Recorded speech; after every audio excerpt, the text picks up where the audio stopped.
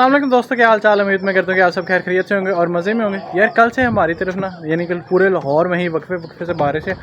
हमारी साइड पे तो कल पूरे दिन हुई है और फिर शाम का वक्फा आया था, यानी कि शाम मगरिब के बाद 7 से 11 बजे तक, और फिर रात 11 बजे से सुबह 7 बजे तक नॉन स्टॉप होती रही है। और इसी वजह से ना ये हमने सारी मुर्गियाँ जो इस पिंजरे में बंद कर दी थी, और अब मुझे यहाँ से ही दिख रहा है कि उस पिंजरे में ना एक अंडा पड़ा हुआ है। अब मैंने एक और बार नोट किया कि हमारी ये जो मुर्गी पठों ने ख़राब कर दी थी ना, ये अभी क्रॉस हुई है इससे, मुश्किल से मादीपुर से हमारे से, लेकिन इसका अब कोई फ़ायदा ही नहीं है।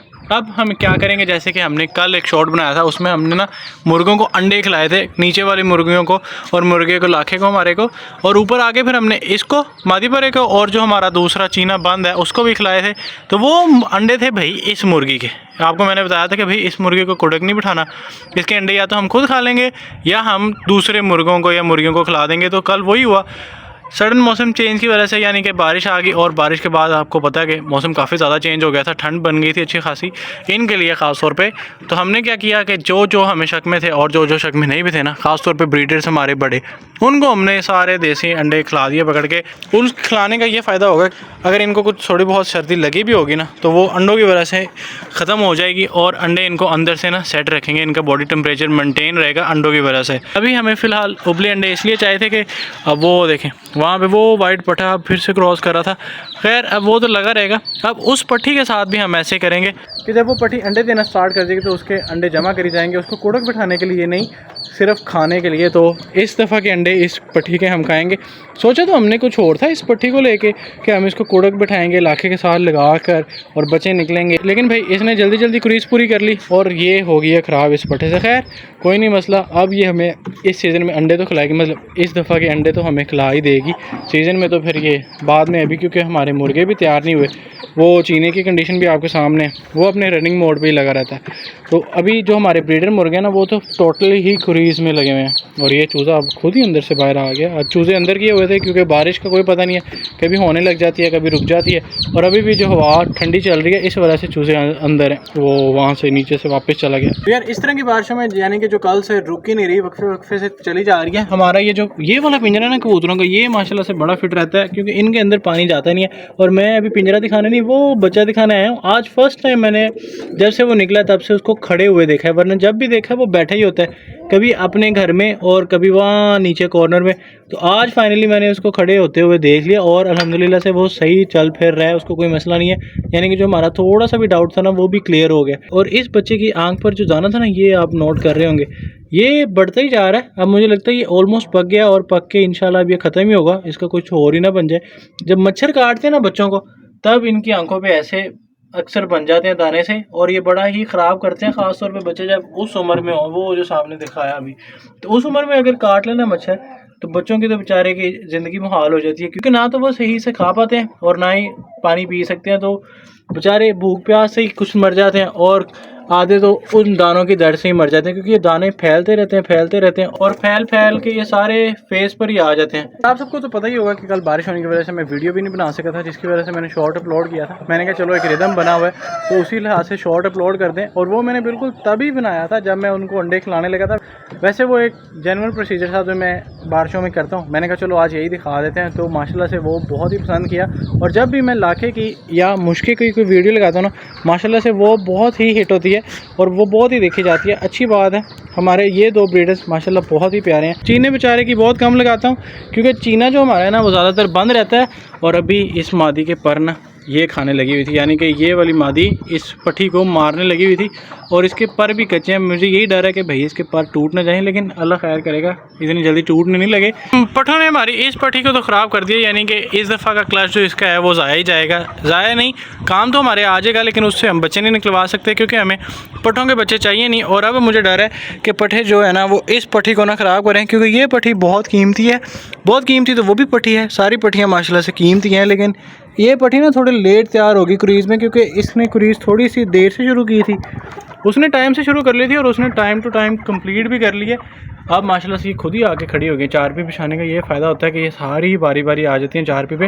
और ये वो पट्टी जो कुड़क बैठी थी, इसने भी लगता है कुड़क छोड़ दिया। बारिश पड़ी होगी ना कल इसके ऊपर दिन में, इसका कुड़क भी ख़त्म हो गया। इतनी जल्दी वैसे ख़त्म नहीं होता। इस पट्टी पे हम ख़ास ख्याल रखेंगे, और अगर हमें ज़रूरत पड़ी तो मैंने जो आपको पहले बताया था कि पट्टे हम कर देंगे बंद, और फिर इस पट्टी को इसके साथ ही छोड़ देंगे, यानी कि छत पे जैसे खुले घूमते हैं आजकल वैसे ही। या तो अगर हमें ज़रूरत महसूस हुई तो हम इसको लगाएंगे लाखे के साथ, लेकिन लाखे के साथ अभी बहुत देर है क्योंकि लाखा अभी बहुत ज़्यादा क्रीज़ में लग गया हुआ है। उसका जो सीना था फ्रंट से और बैक साइड कमर से और गर्दन वो भी सारा क्रीज़ में है, और पूंछ की हालत भी मज़ीद ख़राब हो गई, यानी कि वो फुल पर फेंकने वाले मराहिल में चल रहा है। और यार माशाल्लाह से हमारी वो पट्टी आ गई है जिसके बारे में मैंने परसों तरसों वीडियो भी बनाई थी कि ये हमारी ऑफ वाइट और वाइट मिक्स हो गई है। आज बारिश में नहा के ना कुछ वो वाइट ही निकल आई है, और माशाल्लाह से वो पर जैसे जैसे चेंज करती जा रही है ना वो प्रॉपर वाइट होती जा रही है। हालांकि ये उसका भाई है, ये जैसे जैसे पर चेंज करता जा रहा है इसके कमर पर ना बोस का सा शेड आता जा रहा है, लेकिन वो जो दूसरी साइड पर पट्टी है ना वो जैसे जैसे पर चेंज कर रही है वो वैसे वैसे अपने वाइट पर और ज़्यादा शाइन वाले पर निकाल रही है, और माशाल्लाह से वो प्रॉपर हीरी बनी है। ये जो हमारा पट्टा है ये बेचारा बोस का ही रह गया।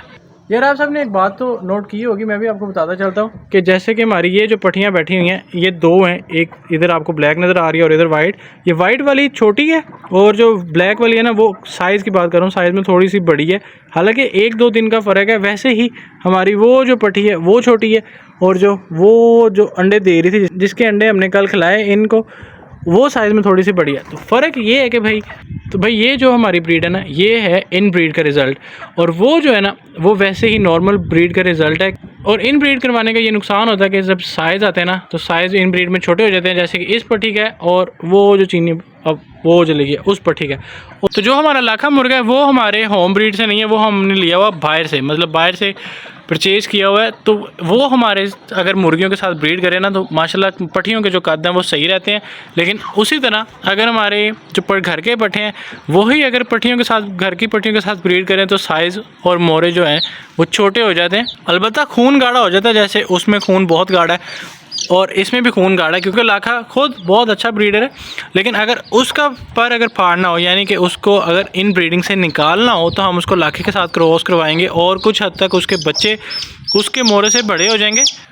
तो अगर हम इसका पर फाड़ें, यानी कि इसको इन ब्रीडिंग के जो मेल इसके साथ निकलें या इसी के बाप से हटा के जो हमारा लाखा मुर्गा जैसे कि अपनी ब्रीड के बाहर के किसी मुर्गे के साथ लगाएं तो इसके आगे जो आने वाले बच्चे होंगे ना वो मोहरा भी ठीक कर जाएंगे। अगर हम मज़ीद इन ब्रीडिंग करवाते हैं तो इसके जो आने वाले बच्चे हैं ना उनमें पंजों का टेढ़ा हो जाना या इस तरह के 100 मसले मसाइल और आ सकते हैं, जैसे अक्सर इन ब्रीडिंग में आते रहते हैं। और दूसरी तरफ अगर हम पर फाड़ते हैं तो ब्लड जो है वो अपनी असल हालत में रहेगा, यानी कि किसी हद तक अपनी असल हालत में रहेगा, और जो बच्चे हैं ना वो इस पट्टी से थोड़े से बड़े भी हो जाएंगे साइज़ और मोरे में, और मज़ीद प्यारे और निखर के आएंगे। एक तरफ देखा जाए तो हम अब इन ब्रीडिंग को छोड़ के क्रॉस ब्रीडिंग की तरफ आ रहे हैं, दूसरी तरफ अगर इस पट्टी की और काली पट्टी जो अभी आपको स्टार्ट में जिसका जिक्र हुआ उसकी बात की जाए तो हम इन दोनों की इन ब्रीडिंग करवा रहे हैं। तो इस वजह से हम इन ब्रीडिंग करवा रहे हैं भाई कि हमें जो लाखे का ब्लड है ना वो और खालिस हालत में चाहिए, और लाखे की ही फेस क्वालिटी और बाकी सारी चीज़ें आगे बच्चों में चाहिए, जिसकी वजह से हम इसकी जो पट्टियाँ हैं वो ही लाखे के साथ लगाएंगे। और इंशाल्लाह जो हमारी एक्सपेक्टेशन है ना उस पे ये पट्टियाँ और जो ब्रीड आने वाली होगी वो इंशाल्लाह पूरी उतरेगी, और हमारे पास वही ब्रीड बनेगी जो हम खुद चाह रहे हैं।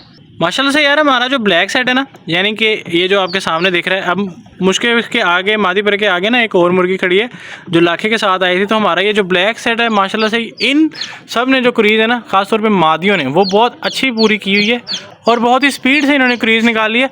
बस जो मादी पर है खुद है ना उसकी क्रीज़ इन्होंने ख़राब कर दिया, जो अंडे देती है इसके साथ, क्योंकि उसने इसकी गर्दन खा के ना बुरा हाल कर दिया, और वो पूंछ के नीचे से भी खा रही थी। अब वो रुकी हुई है क्योंकि आजकल वो इसके साथ इतनी नहीं होती, क्योंकि उसके अंडे काफ़ी हद तक पूरे हो चुके हैं। इस मुर्गी की मैं बात कर रहा था, ये हमारे मादी पर के ना बिल्कुल सामने खड़ी थी और उसके पीछे छुपी हुई थी। तो यार आज कुछ शॉर्ट सा इंटरव्यू दे दिया, यानी कि लाइन ब्रीडिंग, इन ब्रीडिंग और क्रॉस ब्रीडिंग के बारे में। इंशाल्लाह इसके बारे में हम डिटेल्ड वीडियो बनाएंगे और उसमें बताएंगे कि लाइन ब्रीडिंग करवा के या इन ब्रीडिंग करवा के कैसे रिजल्ट्स आ सकते हैं और हमारे पास कैसे आए हैं। तो ये तो एक डिटेल चैप्टर है पूरा का पूरा, इंशाल्लाह हम आपको किसी वीडियो में फिर बताएंगे। तो यार ये वाली वीडियो हमारी यहाँ तक की, उम्मीद मैं करता हूँ कि ये वाली वीडियो आपको अच्छी लगी होगी। वीडियो अच्छी लगी है तो वीडियो को लाइक ज़रूर कर दीजिएगा, चैनल को सब्सक्राइब ज़रूर कर दीजिएगा। मिलते हैं हम इंशाल्लाह आपसे अगली वीडियो में। हमें दें इजाज़त, अल्लाह हाफ़िज़।